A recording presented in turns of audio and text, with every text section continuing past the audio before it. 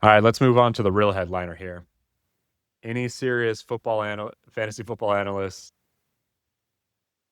would wouldn't be taking Shedeur Sanders and spending $1,200 on him at Bestball, would they? Like, what are we seeing here? Everybody in the industry is saying that the Browns could be good if they had a quarterback, but they don't. The assumption is that they don't have a quarterback. When I watched his tape last year, I saw a dude that clearly didn't have the full support of the coaching staff. Like, I'm not a fan of Stefanski in general. I don't think he's a great play caller. I don't think he's a good motivator. Um, yeah, there's just a lot of things that I think he could do better, and I don't think that he wanted Shedeur there. So I think there was a lot of things working against Shedeur last year. Obviously, he fell in the draft. There, we'll never really know what the full story is there. But when you watch the actual film, the play calling was rough. The offensive line play was horrific, and the weapons besides Harold Fannin were an absolute joke. Jerry Jeudy is an awful receiver, and when you his body language and his energy was just pathetic as well. Like he's he's a guy that you do not want to build a team around. He's a guy that is toxic around a young quarterback as well. I'm very much an anti Jerry Jeudy guy. I don't have any Jerry Jeudy in best ball. I think it's very much going to be the KC Concepcion and Denzel Boston show, along with Harold Fannin. All that being said, Shador had big games last year. The dude plays to win, and he plays away in a confident way. He had a game over 25 points last year. Yes, it was. There were some points where like it was ugly in many games. We see this 6.5. We see this 6 here. But he had a 37.5 point game against the Titans. And again, when you watch these games, like Stefanski was trying to win these games 13-10. Like that was the goal. He was he was not trying to let the offense have success. He was basically trying to play mistake-free football. But what I think with Todd Monken in there now, who is the head coach for the Browns now, and it reminds me a lot of Bruce Arians when Bruce Arians came in for the Cardinals. This is a guy that's been in the league for a long time and finally gets a head coaching job. And he didn't like play it safe. He was like, I'm finally getting this shot. I'm going to play my style of football. And it was aggressive. And that Cardinals team was a lot of fun with Carson Palmer, who people thought was done. And, brought back Larry Fitzgerald with another great run. But a big part of that was the mindset and the aggressiveness that came from him. And I think that's going to be the same for Todd Monken. Todd Monken has been in this league for a long time. He's had a lot of success in this league as an offensive coordinator. Most recently, obviously, with the Baltimore Ravens, and being a key part of a couple of Lamar Jackson's MVP seasons. But I don't think he's a guy that has any interest in winning games 13-10. He's a guy that if they're trailing, he's going to be aggressive and he's going to try to get back in ball games. And I also think that's when Shedeur in college and in the games that he was allowed to do it last year thrives.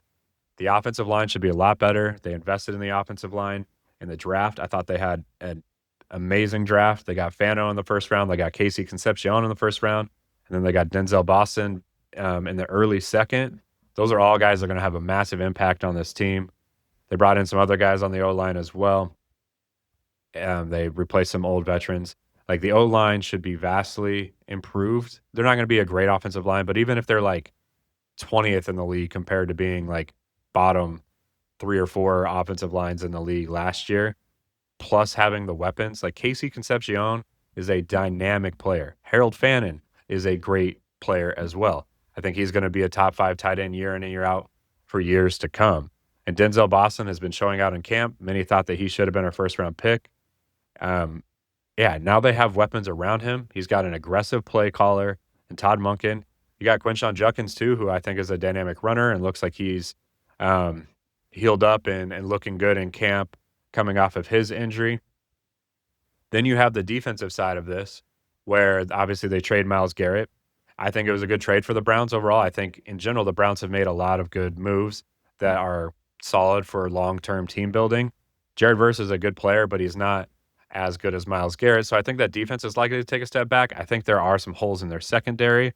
So they might give up some some more big plays this year that they didn't give up last year because Myles Garrett was such a Band-Aid for that defense. So I think they're gonna be in more, shootout type environments compared to where they were last year, and that to me is a perfect recipe for fantasy points. You have an aggressive coach, you got a confident young kid in Shedeur Sanders, and I think that confidence is a big deal. Like, he truly believes that he's going to make it in this league. He's not afraid of the moment, and it's not that he's like, there's people misconstrue this as being cocky. Like, he is a confident dude. He truly believes he can do this, but it's not it's to me, it's in a humble way in which he's approaching it. He understands he's gotta put the work in. He understands that, it's about consistency. It's about play in and play out. Like, he gets the picture. He's been around it. Like, I know a lot of people are turned off with his brashness, but when you listen to him talk, like, he gets it. He gets what it takes to be the dude, and he's not afraid of the moment. And so many of these young quarterbacks, like, they get to the league and they don't have that, and that's why they don't make it. But he does have it. He doesn't have, like, the greatest arm strength, but he's got a solid arm, and he makes good decisions in the pocket. The one thing that he does gotta get better at is he has to stop backing up and bailing out on plays and taking, like, those big sacks. That's one thing that really killed him last year.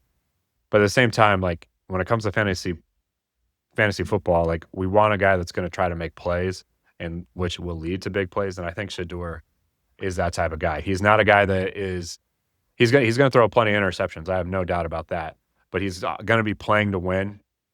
When they're trailing, he's gonna be aggressive, and Monken, I think, is gonna fall right in line with that. Now, obviously, there is the other element of they're talking about starting Deshaun Watson. I don't think that's likely. Everything in camp is looking like Shedeur is winning that job outright. But even if Deshaun does start early in the year, Shedeur is gonna have plenty of run throughout the season. If Deshaun starts, I'd be very surprised if he's still in by week 4-ish, honestly. But I think Shedeur is gonna get the start right out of the gates, and he's gonna keep that job year round, and I think there's a chance that he is the guy at the end of the year. And it's not gonna be a straight line. There's gonna be up and downs. Like I said, I anticipate that he is gonna throw a good chunk of interceptions. He'll have some ugly games, but he's gonna have some really awesome boom weeks. And, I think their playoff schedule is intriguing as well. Let's go over to their playoff schedule over here at MilliMakerManiac.com. They have the best strength of schedule too, so they have the easiest strength of schedule. They have a 6.5 win total. I would take the over. I feel really confident in that over. And this is another part of it too. When you look at the pieces, like, you got Judkins right now at 53 ADP, but then Fannin's not till 96, Concepcion's not till 127, Denzel Boston's at 154, and these are the guys I want. But I take one or two of these guys and then add Sanders on in the 19th or 18th round, somewhere in that ballpark. That's a pretty sweet stack that you're getting for, like, at no cost, basically. That's a big part of why I love it, is because I think Concepcion was one of the best receivers in the draft. I think Fannin is a top 5 tight end in the league already with upside. He's a young dude. Quinshon Judkins, I think, is a really solid running back as well. And Denzel Boston, I think, is one of the top 5 receivers in this year's class as well, and has been showing out so far in camp. But let's go to the playoff schedule here. Yeah, so they play the Giants, the Ravens, and the Colts. Obviously, the team totals for Vegas right now are showing really low, but so their rank doesn't look great. When we think about these teams, these are teams, all 3 of these teams are going to be able to put up points. And I think that shootout environments are definitely a possibility in any 3 of these games. And if we get a Shedeur 30-point game with one of his passing targets in any of these 3 games, like, that's gonna be an absolute smash for advance rate during the best ball playoffs. And that's what we're trying to do. We're trying to win $3 million. So to win $3 million, we gotta take risks. And to me, a educated, like, thought through option that has a high ceiling is Shedeur Sanders. Shedeur Sanders and the Browns can lead to a lot of success. in best ball.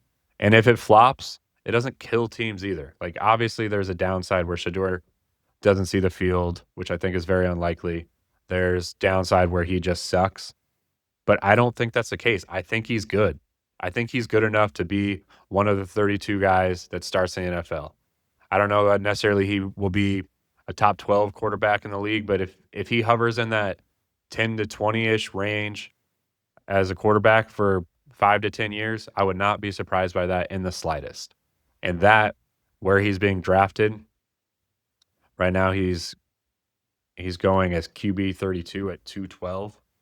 He finishes at QB 15, which is very easy. Finishes at QB 20.